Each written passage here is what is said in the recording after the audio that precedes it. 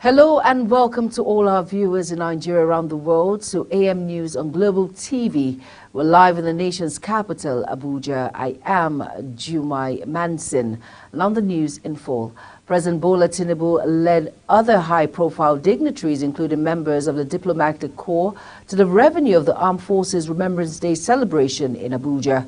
The Armed Forces Remembrance Day celebration, an annual event organized by the Ministry of Defense to commemorate the country's fallen heroes who paid the ultimate price for the sake of humanity during the First and Second World War, the Nigerian Civil War, peace support operations around the world, as well as various internal security operations. All service chiefs led by the Chief of Defense Staff, General Christopher Musa, and heads of other security agencies, among others, are at the venue to grace the ceremony. President of the Senate, Godswill Akpabio, says President Ahmed Tinubu-led government is focused on ensuring that Nigeria remains an inseparable and indivisible entity. He stated this in his remark at the Interdenominational Church service of the 2024 Armed Forces Remembrance Day celebration held at the National Christian Center, Abuja. Kikelomo Okere has details. President of the Senate, Godswill Akpabio, says the continued existence of the country lies in its rich cultural, religious and ethnic diversity. He therefore called on the people to embrace unity, stressing the resolve of the present administration to redouble its efforts in securing the country.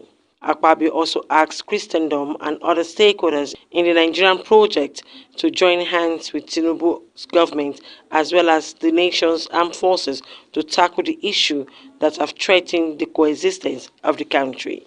I call upon the Church of God to partner with the government of the day in a much-needed rebranding of Nigeria. The Church is urged to continue spreading the gospel of love for oneself and also the gospel of love for one another and our dear country. We must blur the lines that divide us across ethnic and religious boundaries through messages of tolerance, peace, unity, and progress. This administration is more determined than ever to strengthen and promote the oneness and indivisibility of Nigeria, because the strength of our great nation lies in our diversity. Once again, let us salute the courage and appreciate the sacrifices of our men and women of the armed forces. Let us stand in solidarity with their families of the fallen heroes and heroines. I assure you that the government of the day will continue to evolve policies to address the challenges you face as a result of your losses. Earlier in his remark, Archbishop of Abuja African Metropolitan Church, Archbishop Peter Ogumuyiwa, says insecurity persists in Nigeria because past service chiefs lived in affluence while they complained of lack of funds to fight insecurity. Adding that for Nigeria to be well secured, salaries and emoluments of military personnel and security agencies should be paid promptly. These packages must be paid promptly. The salaries and emolument of the serving officers must also be paid promptly. If we expect that these people should secure our land, we expect so much from them. They say to whom much is expected, much is as well given. So I think we should not take for granted the salaries and emoluments of these wonderful officers, that when we are asleep, they are awake all night, ensuring that we live safely. I pray that the government will do something hastily. I know government is doing, but through budget allocation, the National Assembly should do more to ensure that these men and women that are defending our territory are well taken care of. Meanwhile, encouraging troops to remain resolute in defeating security threats, Chief of Defense Staff promised to prioritize welfare and uphold his leadership philosophy of nurturing a professional armed forces that is people-centric and capable of meeting constitutional responsibility in a joint and collaborative environment. He assured Nigerians of the armed forces' unalloyed loyalty and commitment to defending the nation's democratic values and ensuring peace and cohesion in the country. Security agencies cannot do it alone. Everybody must put hands on deck for us to succeed. So we're calling on all Nigerians to continue to support us in all we're doing. We might make mistakes, but they will never be deliberate. And we assure you that the government of the day is giving us all the full support that we require, and we will succeed. 2024 is our year of liberty, and we can guarantee you that we will achieve success. Kike Lomo Okeri, Global Television News. Thank you, Kike, for that report. President Bola Tinubu on Monday celebrated former Osun State Governor and Chieftain of the All Progressive Congress, Chief Bisi Akande, at 85.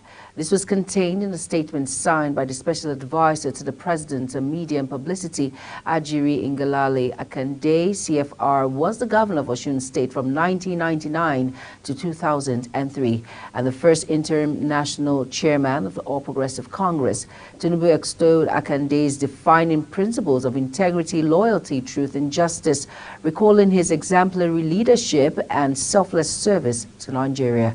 The presidency has described reports of cabinet reshuffling by President Bola Tinubu as mere speculation. Special advisor to the President of Media and Publicity, Ajiri Ngelale, disclosed this in an interview. Ngelale said a possible candidate reshuffle by President Tinubu would have to wait until the ongoing investigations into alleged fraud in the Ministry of Humanitarian Affairs and Poverty Alleviation and its social investment program have provided conclusive ends. Speaking further, the presidential spokesperson added that the president has since made it clear to all members of his administration within the Federal Executive Council in private meetings that he will not tolerate any form of indiscipline, corruption, dereliction of duty, or any form of incompetence. Over now to Vice President Kashim Shettima has departed Abuja to represent Nigeria at the 2024 annual meeting of the World Economic Forum scheduled to hold in Davos, Switzerland. Stanley Okwocha, the Vice President's spokesman who announced this in a statement, said Nigeria's number 2 man will join other political and business leaders across the world at the annual forum to discuss global social, economic, and development issues. Top on Vice President Shettima's agenda, apart from the plenary session, is the launch of the Private Sector Action Plan for African Continental Free Trade Area, AFCTA, at the special season to be co-chaired by him. He is also billed to hold high-level discussions with the Managing Director of IFC, Mokhtar Diop, and the Prime Minister of Vietnam, pharmacist Mein Chen, among others. Also on the sidelines of the annual meeting, Senator Shettima will chair roundtable dialogue on Nigeria's economic path. He will also attend a special session dedicated to building trust in the global energy transition program. The Vice President is expected to return to Nigeria after participating in the week-long event. The Speaker of the House of Representatives, Abbas Tajuddin, has commended the Nigerian Armed Forces for their gallantry, patriotism, and service to the nation, saying they will remain one of the best in the world. Abbas, who represents Zaria Federal Constituency, Kaduna State, said this in a special statement issued on Monday to commemorate this year's Armed Forces Remembrance Day, set aside to mourn and celebrate Nigerians' fallen heroes. In a statement signed by the Special Advisor Media and Publicity to the Speaker, Musa Kirshi, Abbas noted that the nation would not have been able to experience prosperity if the country was not safe and secure for businesses and other economic activities to thrive. Adding that it underscores the critical role of the armed forces in the general well-being of the nation. Still on the news, the Code of Conduct Bureau has invited the Minister of Interior, Olubunmi Tunji-Ojo, over the involvement of his company in an alleged 438 million naira contract scam uncovered in the Ministry of Humanitarian Affairs and Poverty Alleviation. The CCB has commenced an investigation into the alleged breach of Code of Conduct for public officers by the minister. A company, New Planet Projects, allegedly belonging to the minister, benefited from an alleged contract scam from the Ministry of Humanitarian Affairs. The CCB invited the embattled minister to appear before it on Tuesday, January 16, 2024, at the CCB headquarters, Federal Secretariat Complex, Abuja. The Joint Admission and Matriculation Board has said registration for 2024-25 Universal Tertiary Matriculation examinations will begin on Monday and end on February 24, 2024. JAMB has also rolled out a registration process for interested candidates across the country. The The JAMB Registrar, Isaac Olayede, during a meeting with media executives in Lagos State, said the measures have been put in place to ensure a smooth exercise. Olayede noted that members of the accreditation team of the CBT Center for the 2024 UTME included the Chief External Examiners, VCs, Retters, Provosts, Technical Advisors, JAMB State Coordinators, and JAMB Technical Officers. And in a related development, the JAMB Admission and Matriculation Board has said persons living with disabilities who wish to sit for the 2024-2025 Unified Tertiary Matriculation Examination can register at no cost. The JAMB Registrar, Isaac Oloyede, disclosed this while rolling out the registration process for the interested candidates across the country. While announcing that registration for the 2024 matriculation examination will commence on Monday, Oloyede said JAMB will issue free application documents to all categories of persons living with disabilities as a form of support. Oloyede, who disclosed that measures have been put in place to ensure a smooth exercise for all candidates, says audiobooks will now be provided for all blind candidates. Some senior advocates of Nigeria and Coalition for United Political Parties have called for an amendment to the Electoral Act. This came following the judgment delivered by the Apex Court on the Zaria, Kano, and Plateau governorship election appeals. In addition, Justice John Okoro, who was also on the panel, expressed concern for those who have suffered a miscarriage of justice at the lower court. On his part, the CUPP, in a statement by its National Secretary, Peter Ahmed, called for the amendment of the Constitution to allow all National Assembly appeals to terminate at the Apex Court. The Rivers State House of Assembly is set to rescreen and reconfirm 9-member commissioners who resigned from the State Executive Council on Wednesday. This was contained in a statement signed by the Clerk of the House, Emeka Amadi, in Port Harcourt. The clerk said the commissioners include Attorney General and Commissioner for Justice Professor Zastius Adagor Sand, Commissioner for Works Dr. Des George Kelly, Commissioner for Special Duties Emeka Woke, Commissioner for Social Welfare and Rehabilitation Inemi Aguma, Commissioner for Finance Isaac Kamalu. Others are the Commissioner for Education Professor Chinedu Mon, Commissioner for Housing Dr. Gift Wolu, Commissioner for Transport Dr. Jacobson Indina, and Commissioner for Environment Austin Ben Chioma resigned. And now the Supreme Court sitting in Abuja will on Monday hear the appeal by All Progressive Congress candidate in Rivers State Patrick Tonye Cole against Governor Siminalayi Fabura, the Independent National Electoral Commission, and the ruling People's Democratic Party. Tonye Cole, in his appeal, alleged that Fabura did not resign as Accountant General of the state on the deadline stipulated by the Constitution and the Electoral Act. The National Human Rights Commission says it received 752 complaints of human rights abuse in Plateau between January and December 2023. The coordinator of the commission in the state, Veronica Abbey, disclosed in Jos. According to Abbey, the case ranged from unlawful detention, extrajudicial killings, inhumane treatment, and domestic violence to child abuse, adding that 1,053 persons were affected, including 166 women and 463 children. Most of these cases have been treated and concluded, while some are still ongoing. A total of 752 cases of human rights abuse were reported in Plateau between January and November 2023. The coordinator assured that the pending cases will be addressed soon and called on Plateau residents to report cases of abuse to appropriate authorities for prompt action. The National Agency for Food and Drug Administration Control, NAFDAC, has emphasized the need for efficient and seamless port clearance procedures to achieve best practice within the industry. A statement in Abuja by Olusayo Akintola, the agency's media consultant, stated that the Director General of the agency, Professor Mojisola Adeyeye, reiterated the position of the agency in Lagos. Adeyeye took the position at the 2024 training of Port Inspection Directorate Priority Clients on Port Inspection Data Capture and Risk Management System. The NAFDAC boss expressed the need for industry operators to be highly proficient in the use of ports inspection data platform developed by NAFDAC for ease of doing business.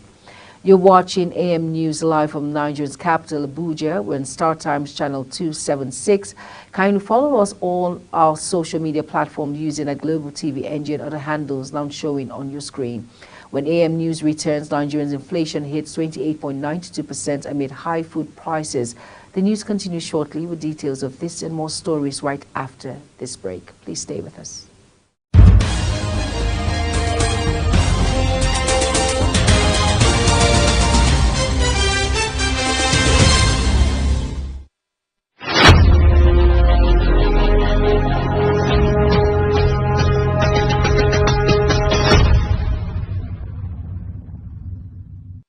You're welcome back, and if you're just tuning in, this is Global Television bringing you live broadcasts of AM News.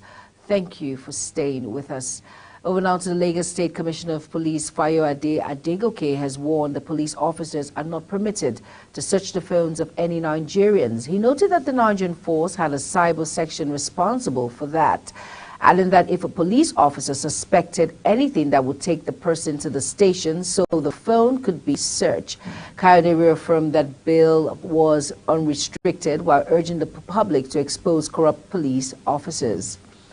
The Federal Road Safety Corps, FRSC, confirmed on Monday that 3 persons were burnt beyond recognition in Anambra when their vehicles went into flames along Ezenano Eko on Agulu Road in Anocha local government area. Were trying to avoid a pothole. The driver lost control and the bus veered off the road, somersaulted and burst into flames after hitting the fence of a building by the roadside. Sector Commander, FRSC in Anambra, Adeoye Ire Luwoye, told newsmen that the incident which was caused by speeding and wrongful overtaking occurred on Sunday night. 7 persons comprising 4 males and 3 females were involved. 3 were killed while 2 were injured. The bodies of the deceased were taken to the nearby mortuary in the area.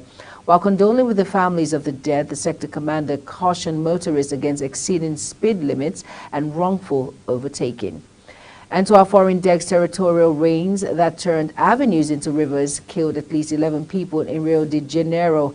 The rainstorm hit northern parts of Rio particularly hard, where people died in a landslide, drowning and electrocutions. Firefighters were still searching for the woman who went missing after her car fell into a river as of Sunday evening. Water from the storm reached the roofs of cars on some stretches of Avenida de Bristol, a major thoroughfare in the city. Major Eduardo Perez declared the situation an emergency and urged people to stay home for their own safety. And so as not to disrupt rescue and recovery efforts, a national agency that monitors natural disasters said there was a high risk of landslides in 8 towns in the surrounding Rio de Janeiro state. UN Office of the Coordination of Humanitarian Affairs, OCHA, said the number of people fleeing the war in Sudan has surpassed 7.4 million. More than 7.4 million people have been displaced inside and outside Sudan since the fighting broke out between the Sudanese Armed Forces, SAF, and the Paramilitary Rapid Support Force, RSF, on April 15, 2023. According to UN agency insecurity, looting, impediments, poor network and phone connectivity, a lack of cash and limited technical and humanitarian staff are affecting the delivery of aid. It added that the 2024 Sudan Humanitarian Needs and Response Plan appeal is only 3.1% funded as of Sunday. Sudan has been witnessing deadly clashes between the SAF and the RSF since April 15, 2023, which have so far led to more than 12,000 people being killed, according to earlier OCHA estimates. Still on our foreign decks, hundreds of people on France-India Ocean island of Reunion hunkered down their homes under the strict lockdown on Monday as devastating storm that has already left 1 dead started to rip along its north. Cyclone Bella hit Reunion, one of the France overseas territories that span the globe from the Caribbean to the Pacific, moving in form the northwest packing extreme winds, according to France national weather sources. Metro France initial damage had been moderate, but 1 homeless person who did not take shelter died as a result of the storm in the western settlement of the St. Gilles. In preparation for gusty winds, authorities initially hosted the violent level alert, indicating imminent danger at 6 a.m., putting all 870,000 inhabitants, including the emergency service, at strict lockdown. On business, as more multinational companies exit Nigeria over exchange rate volatility, economics, and other investment analysts fear that more businesses may face similar fate at the moment of banks' deposit with the Central Bank of Nigeria, otherwise known as cash reverse ratio, scored by 45.51% in the 9 months of September 2023, citing the impact of high cash reserves recruitment's debit on banks' ability to lend to the manufacturing sector. They charged the new leadership of the CBN to put machinery in place to stabilize the exchange rate as well as fiscal situation to lower the CRR and ease its debilitating impact on the economy. The Minister of Power, Adebayo Abalabu, says that the federal government is set to establish a new 330 kV power substation in Ibadan. Adelabu disclosed this during his nationwide tour of Power's facility in the area on Monday, adding that the federal government's intention to upgrade and mobilize the 46-year-old Ayade Power Substation in Ibadan for improved performance. The establishment of the new 330 kV power substation will help to ease the burden on the Ayede Power Station, which has wide coverage and an expansion of consumers. The minister added that the ministry had in the last few months embarked on a comprehensive diagnosis of the power sector in Nigeria with the necessary consultation. As Port Harcourt Oil Refinery comes to life, the Nigerian National Petroleum Company Limited has concluded plans to overtake the government refinery to private operators. The NNPCL said in its seeking to engage reputable and credible operations and maintenance companies to operate and maintain the Port Harcourt Refinery Company. This, he said in his words, to ensure reliability and sustainability towards meeting the nation's fuel supply and emergency security obligations. The contract scope shall cover refinery business processes like long-term and short-term production, operations planning, production operations execution, monitoring, reporting, and optimization of operations, maintenance, execution, health and safety, environmental management, minor projects, and others. Nigeria's annual inflation rate rose to 28.92% in December 2023 from 28.20% in November. The National Bureau of Statistics, NBS, said Monday. The Statistics Office said the December 2023 headline inflation rate increased by 0.72% compared to the November 2023 headline inflation rate. The NBS said on the New Year basics, the headline inflation rate was 7.58% points higher compared to the rate recorded in December 2022, which was 21.34%. Furthermore, the Bureau said on a month-on-month basis, the headline inflation rate in December 2023 was 2.29%, which was 0.20% higher than the rate recorded in November 2023%. According to the report, the food inflation rate in December 2023 quickened to 33.93% on a year-on-year basis, 10.18% points higher than the rate recorded December 2022, 23.75%. And that's it on AM News, and it came to you live from Nigeria's capital, Abuja. We're on Star Times channel 276. Kindly follow us all social media platforms using at Global TV NG and other handles not showing on your screen. I am Jumai Manson. Thank you for watching. See you again.